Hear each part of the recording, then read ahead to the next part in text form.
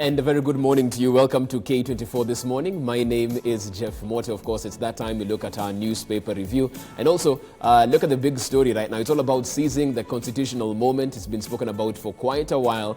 Is this it? And if indeed it is a constitutional moment, really, what does it look like for the people of Kenya? That's a discussion we have even after the handing over of the BBI report. Of course, as everyone tries to digest what it really means moving forward, we have a very able panel of experts to take us through this and also look into the crystal ball and ask ourselves, really, where do we go from here? It's a discussion we'll be having in studio, lots to discuss as well. But even as we do that, a quick look at your dailies this morning. On the front page of your People Daily, inside the BBI report, an expanded executive with a prime minister and 2 deputies, 35% of national revenue to the counties, increase in the number of MPs from the current 349 to 360, and scrapping of women reps position among key highlights of this particular report. You can get more of that on page 3, 4, 5, 6, 7, 8, and 9 of your People Daily today. So a really in-depth analysis of this particular report.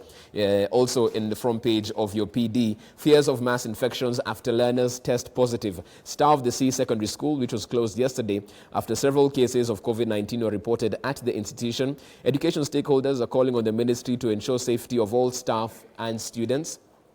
As of yesterday, the number of confirmed cases testing positive stood at 497 in the last 24 hours. You can get the details of that as well on page 2 of your PD. And every single day, we let you know that you can get a copy of your People Daily straight to your phone. It's only 10 shillings, and the number that you dial is star 550 star 4 hash. Once again, the number is star 550 star 4 hash. Dial that number, get yourself a copy of a People Daily to your phone. It's brought to you by the PD and Safaricom, so you don't need to leave the house to go and get your copy, or if you're in the office, you don't need to leave your desk as well. All you do is dial the number star 550 star 4 hash. You'll get a copy of your PD to your phone. It's brought to you by the People Daily and Safaricom. Let's move it along to the front page of the Daily Nation now.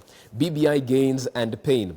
After a long wait, President Kenyatta and his handshake partner, Raila Odinga, finally unveiled the Building Bridges Initiative report that proposes a raft of changes to the governance structure, judiciary, legislature, and other sectors. Conspicuously absent was Deputy President William Ruto at that particular handing over of the report. It's all the way to a referendum for process that will begin with a collection of signatures. That is what the Daily Nation looks at as the possible way forward for that. And you can get the details of that particular story, of course, in your copy of your Daily Nation as well. Front page of the Standard, BBI, the truth.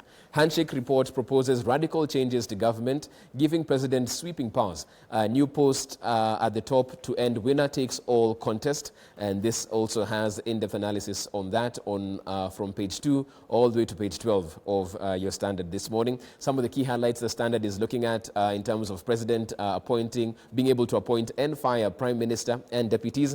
7-year tax holidays for youth starting business to boost enterprise. Post of leader of official opposition reinstated, the DCI to become independent, radical changes to judiciary, tenure of deputy CJ tied to CJs as well, nominated senators axed, but each county to have 2 senators, a man and a woman, women rep posts abolished, ministers to be picked from MPs and technocrats, majority leader position in parliament abolished as well, and governor and deputy to be of opposite gender.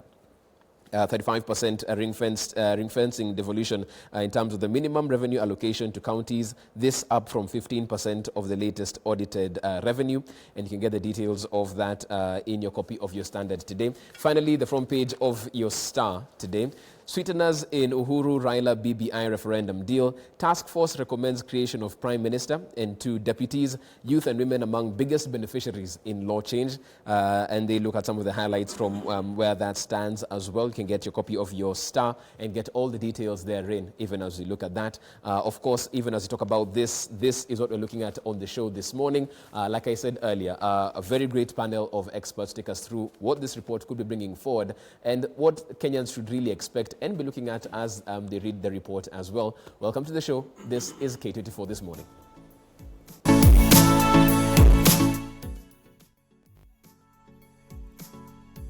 Welcome back. And even before I get to my panel, let's just set the stage for what we've seen so far. Now, the position of Prime Minister could make a grand comeback in Kenyan governance structure if Kenyans pass the BBI proposals to amend the constitution. The Prime Minister will have 2 deputies, all appointed by the President. The BBI further proposes creation of position of official opposition leader who will sit in Parliament to bring inclusivity. Giverson Minor had this story. The BBI report proposes to expand the national executive in order to promote greater inclusivity and mitigate the drawbacks of the winner-take-it-all by introduction of the office of the Prime Minister and 2 deputy Prime Ministers appointed by the President from among the cabinet ministers. The Prime Minister in the new proposed law shall be appointed by the President and approved by more than 50% of members of the National Assembly. Further, the Premier must be an elected member of the National Assembly and will be drawn from majority party or coalition. This document is not about this individual's presidency and that individual's prime ministership. The Prime Minister will be mandated to lead the business of the government and oversee the legislative agenda in the National Assembly. He or she will also be the supervisor of the ministries and government departments and chair cabinet committee meetings as assigned by the President. The Premier will, however, not enjoy a protected term of office, since the President may choose to sack him or her. He or she will also be prone to impeachment from office through vote of no confidence. The Premier may also vacate office if he or she ceases to be a member of the National Assembly or chooses to resign from office. Constitutional pundits argue that the President proposed by the BBI could be more powerful than a current President. Hata awe amechaguliwa nani, hakuna mtu ambaye atakuwa na uwezo wa kukunyang'anya haki yako, wa kukunyang'anya pesa yako, wa kukunyang'anya shamba yako. Further, the report proposes for creation of leader of opposition who will receive the second greatest number of votes in a presidential election and will sit in the National Assembly. President Kenyatta and ODM leader Raila Odinga arguing that this will help to achieve inclusivity. Tunataka sisi wawili kuunganisha Kenya iwe kitu kimoja. Tumalize mambo ya ubaguzi ya ukabila. Because if we can deal with that problem, we will deal with the problem of political conflict and bloodshed. Giverson Minor, K24, Nairobi. Thanks for that, Giverson. Just setting the stage for the discussion that we'll be having right here in studio. Speaking of, we do have a constitutional expert. He's also the party leader, Third Way Alliance, Dr. Ekuru Aukot. Good morning, Doctor. Thanks, Jeff, and good morning to you. And thanks for having me on the show. Asante sana, welcome, and thanks for making time as well. Yep. I'm sure you've seen bits and pieces of this particular report. You've assessed it from where you stand. What do you think? Because Kenyans have been waiting for quite a while. As a constitutional expert, did it deliver on the promise it held so far from where you stand? Nope. To be honest with you, first things first, Jeff. How do you amend the Constitution of Kenya, or how do you change the Constitution of Kenya? You only change the Constitution of Kenya if you invoke the process that is established in the very Constitution you want to change itself. Right. And that process, Jeff, is explained right from Article 255, what aspect of the Constitution you can change, then to 256, what is called parliamentary initiative, i.e., you actually introduce a bill to change the Constitution in Parliament. Now, that has not happened. Or you go 257, what is called popular initiative, where you actually go to the people of Kenya and you tell them, I have these propositions to amend your constitution. Give me at least 1 million signatures. So there has to be a threshold if you pursue the popular initiative. There has to be a bill introduced in Parliament. Right. Now, BBI has done none of the above. So in other words, as I've maintained at Third Way Alliance Kenya, even as Punguza Mizigo Kenya promoters, this process is unconstitutional, it's directionless, it's amorphous, and it's repetitive. Secondly, Jeff, I've tried to really look at what is new with BBI. Let's go back to the founding philosophy, if at all we can credit BBI with that idea of philosophy. The founding, I mean, the rationale for BBI was, let's establish what ails Kenya. Right. What problems ails Kenya so much so that today we are talking of bridges having been destroyed, and therefore let's build the bridges. Okay? Now, the reason I disagree with BBI, and I will definitely go out there and oppose it, because in this country we are being treated to lip service over our problem, over Did you time. feel they identified the issues that were ailing Kenyans from, They from the have beginning? not identified, because that's what I'm saying, there's no newness in BBI report. Because if you truly want to fix the problems that ail Kenya, there is quite a number of reports and commissions that have already been established so far, which are gathering dust. And I can just mention but a few. One, the Truth, Justice and Reconciliation Commission. If you tell today the people of Wagala, people of Wajir, that were murdered in early 1980s, you know, that BBI is going to solve your problem, they are still reeling from the pains of the Wagala massacre.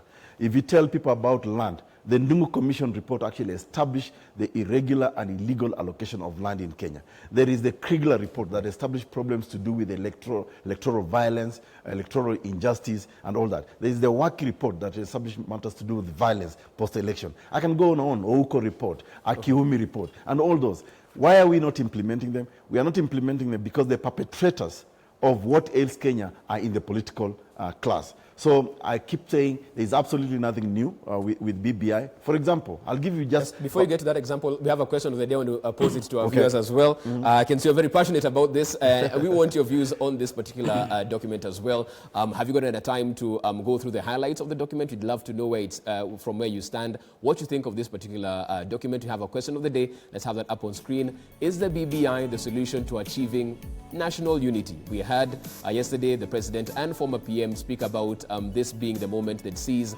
constitutionally, and of course from there bring this national unity that has been lacking for a while. So from where you stand, is the BBI the solution to achieving national unity? We'd love to hear from you. The WhatsApp number is at the bottom of the screen. You can also get me at I am Jeff Mote or at K24 TV. So once again, is the BBI the solution to achieving national unity? We'd love to hear from you even as we take this discussion forward on that. We're also joined by Chair of the CIOC. He's also the Daragwa MP, Honorable Jeremiah Kioni. Good morning. Morning, Jeff. Karibu sana. Welcome to the show. My apologies, I stepped in late.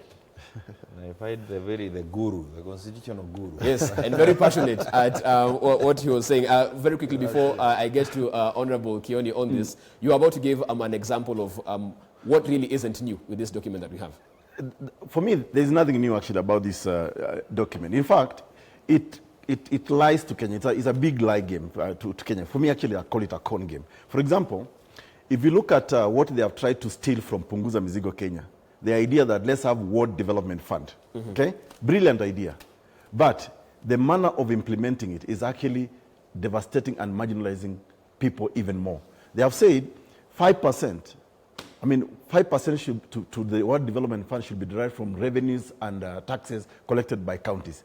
I give you an example of a county, for example, like say Turkana, where I come from. They collect about 150 million annually.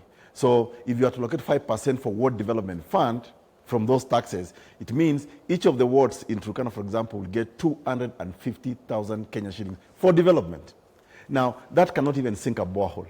That cannot even build a primary school. Right. It cannot even fix security. So the contrast was, as we had proposed in Punguza Mizigo, Kenya, that ward development fund should be part of the national taxes allocation from the national revenue. Right. And that was going to give at least each and every ward in Kenya about at least 100 million Kenya shillings. And Mheshimiwa Kioni will tell you in his constituency, in Daragwa, if you are to allocate 100 million Kenya shillings to each and every ward, that way, within even a span of, say, about 5 years, you achieve actual and real inclusivity. Okay. Real inclusivity, Jeff, according to this report, is not about expanding the executive to accommodate the big tribes or prime minister, deputy prime ministers. Again, to the question of prime minister, what's new about it? I saw, for example, the functions of the prime minister to supervise and coordinate.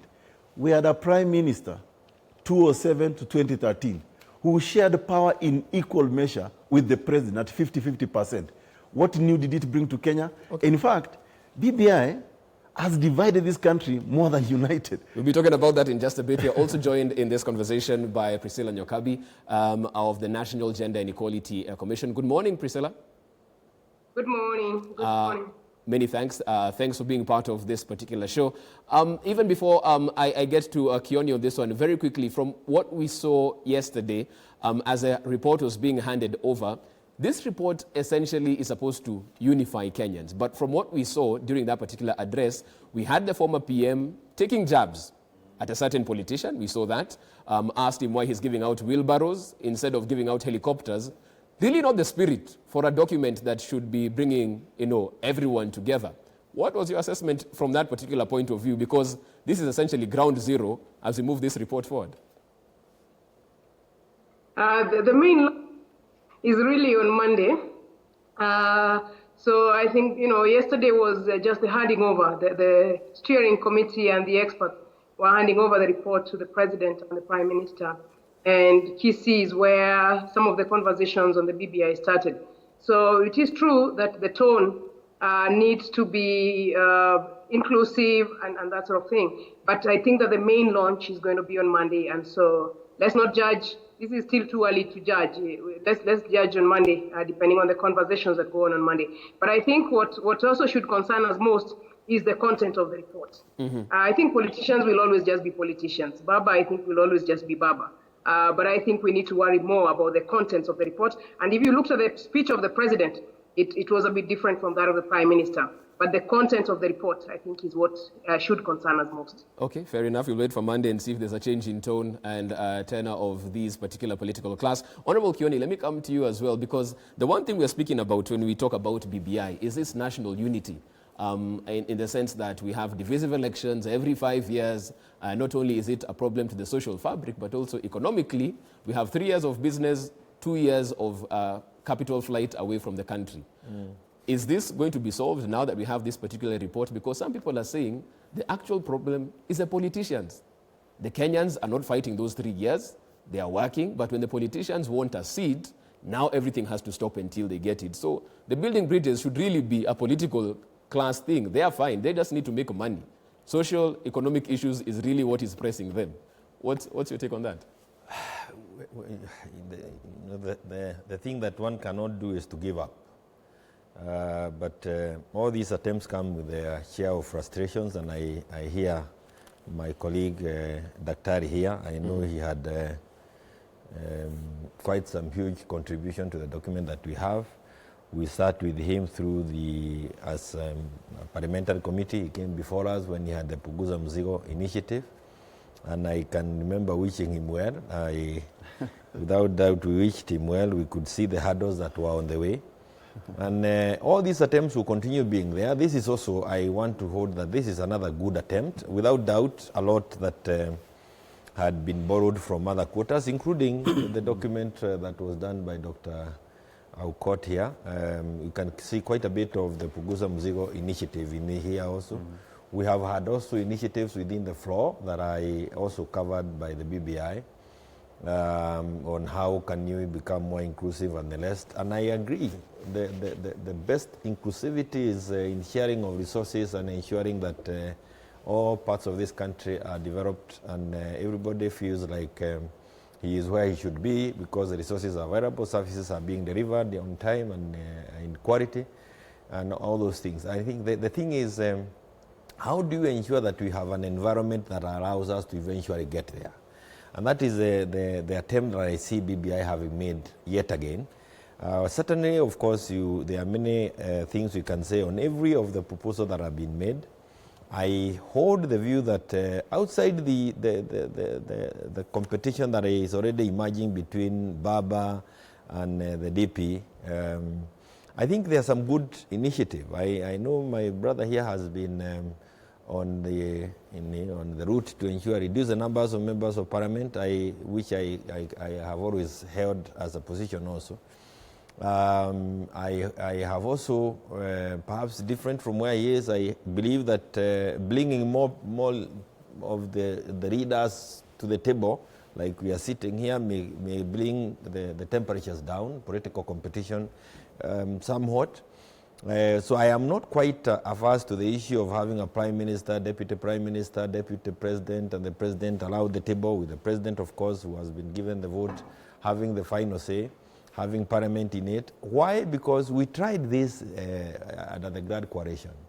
And I agree, the prime minister then was really, you remember there was the equal principles, a core principle.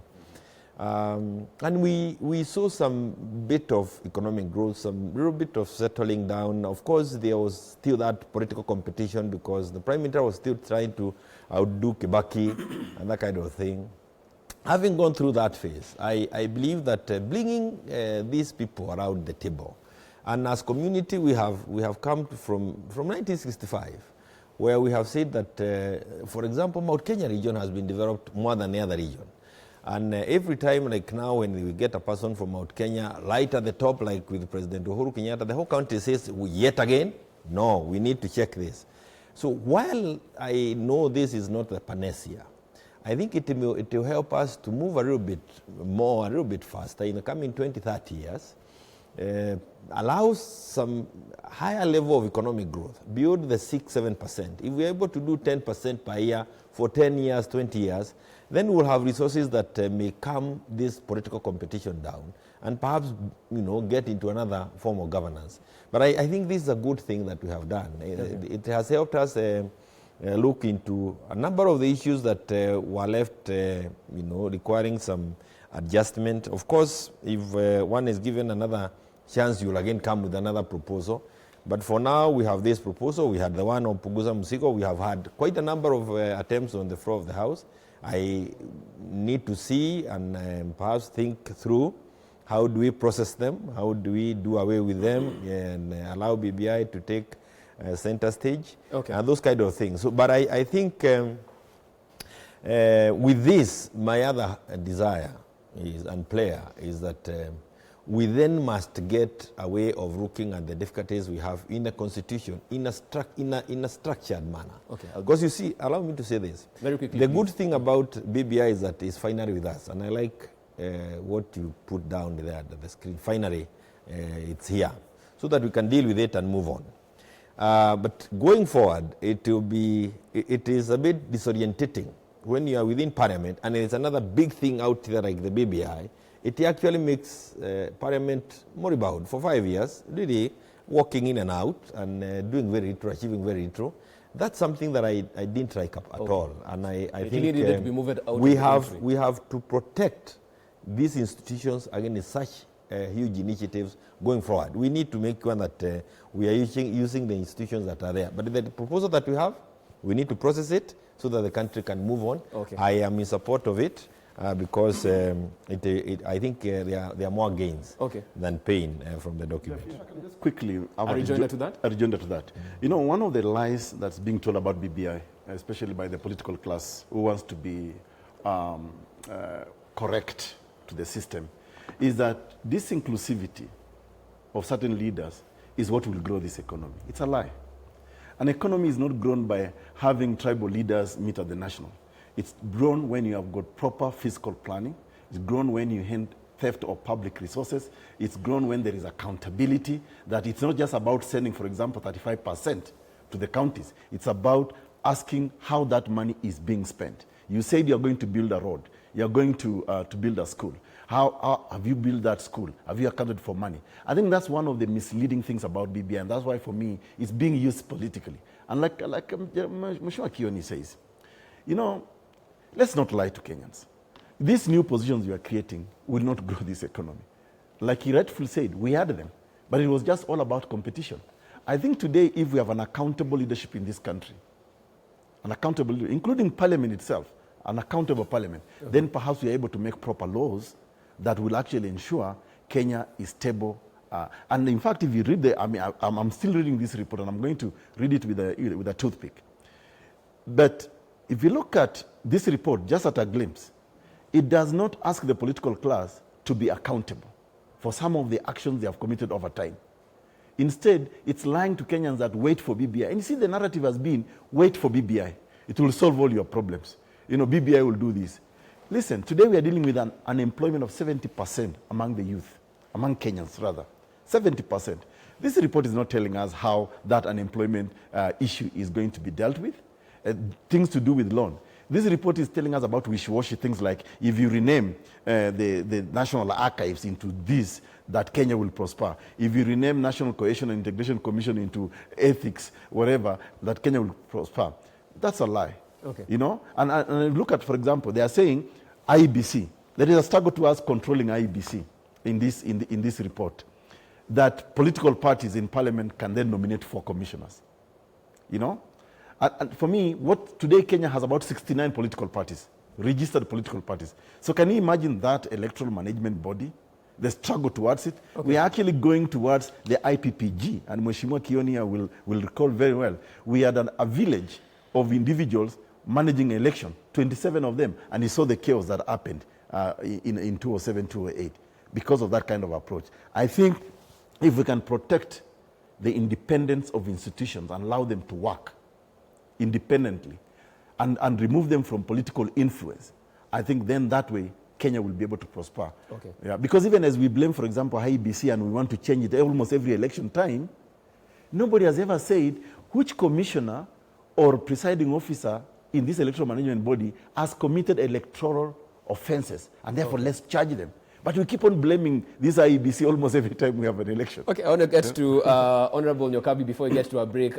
Priscilla, we have 1 minute to go, and a pertinent question has been raised, because even as we speak about these new positions that ostensibly have been created, we'll see the report on Monday. We're talking about a possible PM, 2 deputies. When it comes to governance and really what the government's mandate should be in terms of service delivery, what difference will there be? Because Kenyans are wondering, you had a president, a deputy president, and a cabinet. What's this new thing that this PM and 2 deputies will do that the current executive couldn't? I think there's a bit of change in terms of the 2010 constitution. We had gone for pure presidential system. And what we have learned, which is what the BBI is doing, is that we need homegrown solutions. We need hybrid solutions and homegrown solutions. So part of what it does is connect executive and the legislature. And the disconnect between the legislature and the executive has also not been a good thing for service delivery. So now bringing back the executive to the representatives of the people so that the representatives of the people can ask questions. So that's essentially what the Prime Minister does. And I think, just as Mheshimiwa Kioni said, if you look at our economic growth in the year when we had the Grand Coalition, it is, some of the most impressive growth rates were actually at that time. And so that whole hybrid system, I think, is what is a good thing. But one of the caution about the report is a holistic reading of the report. The point about the IEBC, for example, on the representatives of the parliamentary political parties has a basis. The 4-year tenure for IEBC has a basis. So I think one of the biggest encouragements yesterday was, let us read the entire report. You read the constitutional part, you read the policy part, you read the administrative part, you read the legislative part, so that way you can then track the changes that are coming onto Kenya. So it's not just the seats that are coming, and just to remind people that the seats are cost-free because they already exist in terms of the framework that we have. What we are doing is adopting homegrown solutions to improve the 2010 constitution. That is really also still a good constitution. Okay, on the resources, Priscilla, just quickly on the resources before I leave, just quickly on the resources, again, another level of inclusion in terms of sharing, baking, and sharing the cake. You will see clauses on baking the cake around the economy. That would also be important to point out. Okay, we'll be talking about how this will really jumpstart this economy moving forward after the break as well, right here on the show. We also had a question of the day. We'll be sampling some of your feedback right here. Don't forget, this is K24 TV. You can get me at I am Jeff Mote or at K24 TV. If you haven't gotten yourself a copy of your PD, you can get it straight to your phone. The number that you dial, *550 *4#, and you get your copy of your PD straight to your phone. It's brought to you by the People Daily and Safaricom. Back after a short break.